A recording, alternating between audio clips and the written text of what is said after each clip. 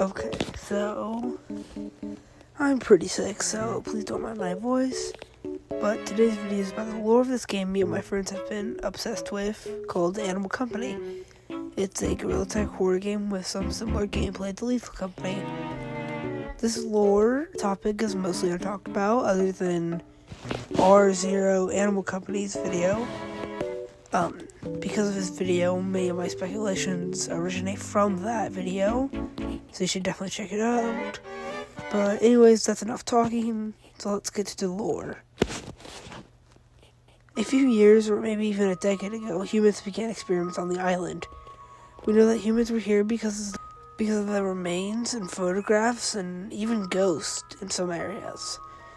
They built labs and they used whatever they had to build mechanical prototypes of machines like the red light, green light, which was probably a security device if they ever even used it. Shortly after this, they created the bombs, which are mostly mechanical but seem to have humanoid legs. I don't know, it's kind of confusing. In the desert, you can find two downed red light, green light things. One inside the resistance base, more on that later, and one in the canyon towards the backside.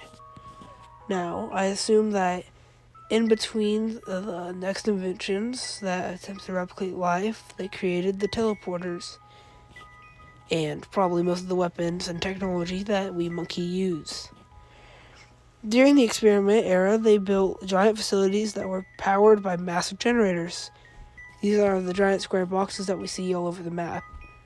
At some point, they used samples of fish life and other life forms to create either the flesh walls or the anglerfish mutants.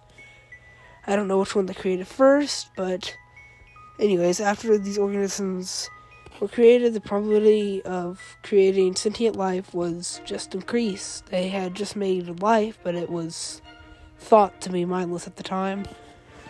At some point during mining operations, they created a massive reactor. This reactor was built under the soon-to-be slaughter/haunted mansion. This powered all the generators around the map and most likely had endless amounts of energy. They probably used the crystals that change gravity that they found during these missions to create the core. They also used this in a gun/ thing. I don't know what we really call it. But after this, the humans noticed that the mindless flesh they created, or the thought to be mindless flesh, was evolving and adapting, creating security measures like the eyes and burning on touch. During this, they created the bird or chicken. It was created as, I guess, some sort of sentient life test. It reproduced using eggs, and they were extremely hostile. In the forest areas, they created more labs where they, I guess, invented or brought to life the mimics and the rock monkeys. These were the closest things to human life they had created. Not only that, but they seemed more aware than the flesh at the time. After the creation of the mimics and rock monkeys, they became restless, using human bones and organs to create the monkeys. These human part extractions were in a lab complex that looks similar to a mansion. The humans seem to leave for a while, and when they come back, the flesh has grown. Machines are like the red light, green light are attacking all sorts of things, monkeys included, and humans.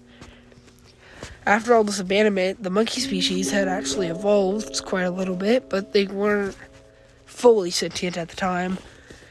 Due to the rogue experiments, the humans began using a currency system to trick the monkeys into resupplying them, making the monkeys think that when they brought whatever they found in the labs back to the, I don't know what it's really called, but you get money from it. These would go back to the humans, and not only that, the humans would send down weapons where they could even kill some of the creations if needed. At some point, a few named monkeys named Jesse, Coda, and Sophie, and an unnamed one named me. They noticed that the facilities were always changing every week, and this was probably due to the malfunction in the core chamber as it was flooded with the flesh. This caused the island to become super unstable, and nearly every week a teleport or warp moves the entire structure, changing the layout as well. 2 of the resistance monkeys eventually die. Jesse dies to a flesh eyeball, and Coda dies to something unnamed. The red light, green lights, and the red light, green lights are taken down by the resistance to show off, I guess, or maybe self-defense. And over time, more areas teleported to an accessible location, because they might have been underwater, underground, impossible to reach. Eventually, monkeys find these, and one of them is the mansion. This slaughterhouse of a mansion was haunted at this point by the many people of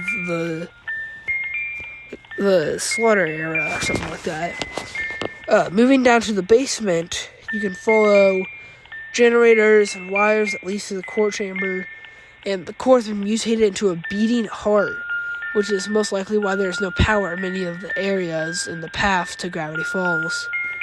The flesh has become so powerful and dense in this area to where it's literally hurting your brain just from being near you. If you escape, which I'm assuming the facility must have been flipped sideways because there's a door on the floor and that doesn't make any sense. Going through this door takes you to a warp that takes you to the main area of the facility. It's flooded with lava and mostly destroyed, but this was definitely used to mark events and invent new things. The gravity crystal gun is in this area, and an unstable warp takes you back to the surface here. Now, deep in another one of the large facilities, the one that leads to Gravity Falls, is full of flesh in the Gravity Falls area. Eyeballs guard everything, and there must be some sort of generator in this area, but it's definitely covered by flesh. I think the reason I believe this are the wires that go down the drop down. Gravity Falls is most likely the most unstable area in the game because the warp must be extremely near to it because it always changes and the flesh seems to move. Right outside of the range of the warp, which most likely causes the lack of gravity too, you can find the anglerfish that are right next to the teleporter that leads to the surface. Yeah, so I don't really know what to do for an outro here, but that's all the stuff I've uncovered so far. Thanks to R0 Animal Company, because that video helped me out a lot, and I had to play the game a lot by myself. But that's pretty much all I found right now, so I guess goodbye.